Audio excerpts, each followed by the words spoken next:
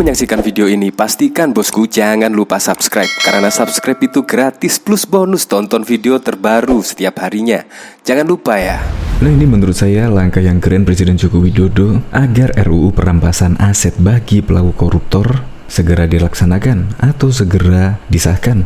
Bahkan Presiden Joko Widodo ngotot kepingin RUU perampasan aset bagi pelaku koruptor segera digodok di DPR.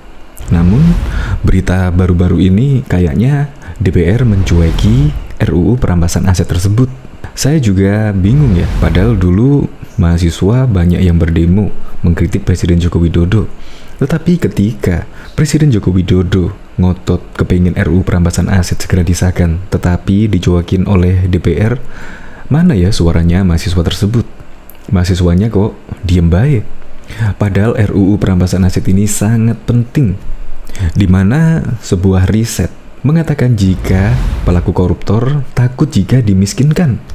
Bukan takut hukuman mati, melainkan takut dimiskinkan. Nah, oleh sebab itu Presiden Joko Widodo pun mendesak agar DPR segera menggodok RUU perampasan aset bagi pelaku koruptor, sehingga ya mendapatkan efek jera. Karena di berbagai penelitian, koruptor tersebut takutnya kalau tidak punya harta, takutnya dimiskinkan. Jadi koruptor itu tidak takut mati, melainkan takut dimiskinkan. Semoga saja DPR bisa mendengar dan juga bisa segera menggodok RUU ini dan juga segera disahkan agar pelaku koruptor jera. Untuk lebih lengkapnya simak berita berikut ini, Good News Indonesia. Nyali Jokowi rampas aset koruptor dicuekin DPR. Mahasiswa kok diam baik. Presiden Joko Widodo pernah berjanji akan mendorong pengesahan rancangan undang-undang perampasan aset dalam tindak pidana.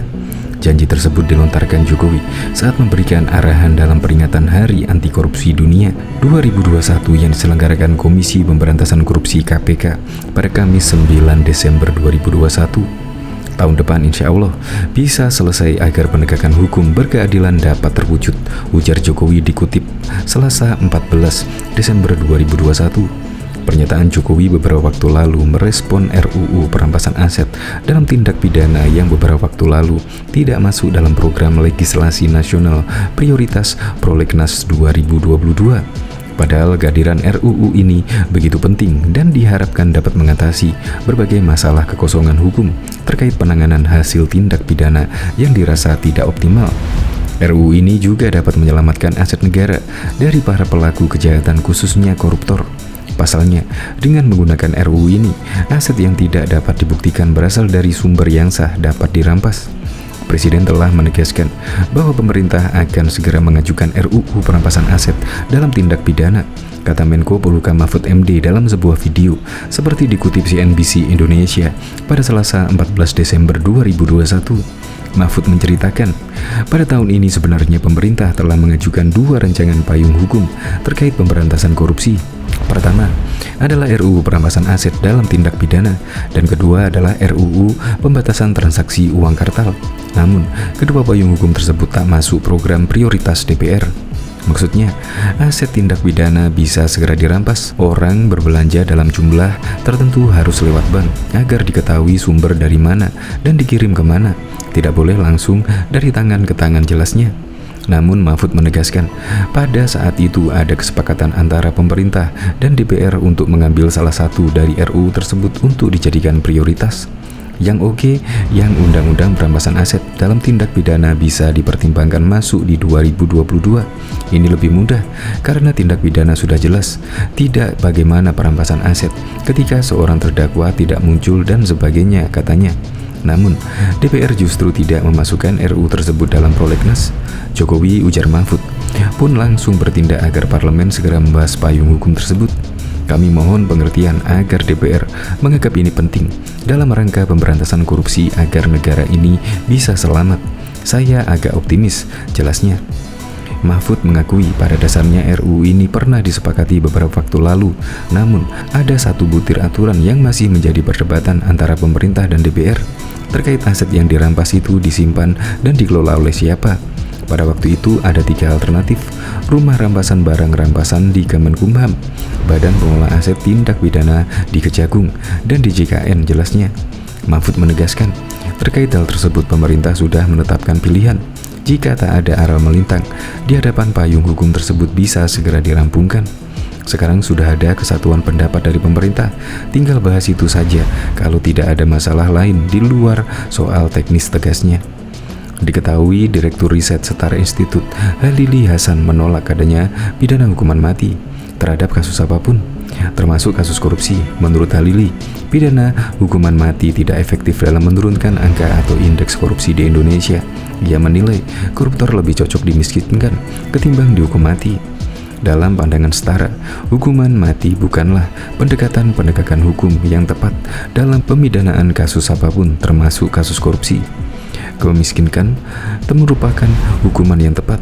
Koruptor itu tidak takut mati, mereka takut miskin, katanya para pelaku itu melakukan korupsi, kata Halili melalui keterangan resminya pada Senin 13 Desember 2021 yang lalu.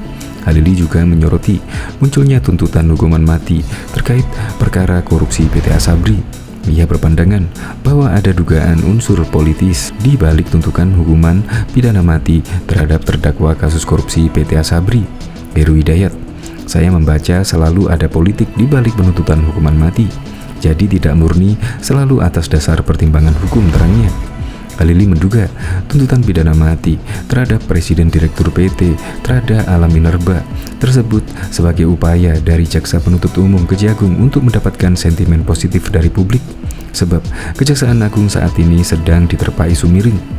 Untuk penuntutan hukuman mati atas Heru Hidayat di kasus Asabri ini seperti ada motif untuk meraih sentimen positif publik di tengah sentimen negatif terhadap Jaksa Agung karena dugaan Jaksa Agung memiliki 2 istri pungkasnya.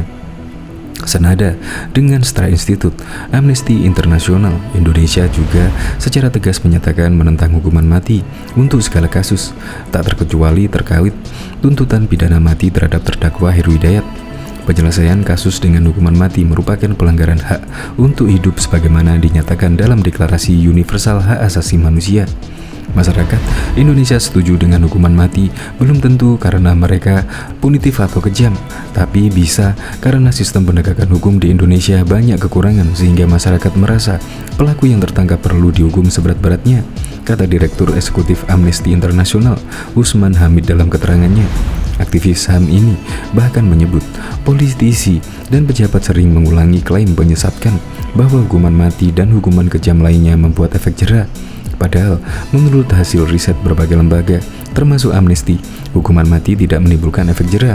Justru yang menimbulkan efek jera adalah kepastian adanya hukuman, bukan tingkat kekejaman hukumannya. Jadi seharusnya dilakukan adalah membenahi sistem hukum yang masih melanggengkan impunitas, bukan semakin menambah tingkat kekejaman hukuman, tegas Usman. Diketahui dulu pada waktu itu, seorang pemilik akun Twitter, Rasgan, menuliskan soal mahasiswa Universitas Indonesia yang sempat membuat heboh karena mengkritik Presiden Joko Widodo dengan sebutan The King of Lip Service. Ia menuding kalau mahasiswa UI tersebut kini mendapat proyek. Dia menyebut kalau proyek yang dimaksud itu berupa peternakan benih ikan. Anak UI yang kemarin teriak Jokowi The King of Lip Service sekarang sudah dapat proyek peternakan ikan miliaran rupiah dari Kementerian KP, cuit Rasgan pada Rabu 11 Agustus 2021. Meski demikian, ia tidak memberikan bukti apapun tudingannya tersebut, sehingga banyak dari warganet yang tidak lantas mempercayai cuitannya. Mereka pun mempertanyakan validasi dari informasi yang ia sampaikan. Pemilik akun juga hanya melemparkan isu dan berpesan kepada warganet untuk menantikan kebenarannya. Tungguin aja, nanti juga keluar sendiri kok beritanya, cuitnya sebari menggunakan emot tertawa. Kritik BEM UI disampaikan melalui akun Twitter dan Instagram mereka untuk menyoroti sejumlah janji Presiden Jokowi, mulai dari revisi Undang-Undang ITE sampai penguatan Komisi Pemberantasan Korupsi. Jokowi The King of Lip Service. Halo UI dan Indonesia. Jokowi kerap kali mengobrol janji manisnya, tetapi realitanya seringkali juga tak selaras. Katanya begini, faktanya begitu. Demikian pernyataan BEM UI di Instagram Minggu 27 Juni yang lalu.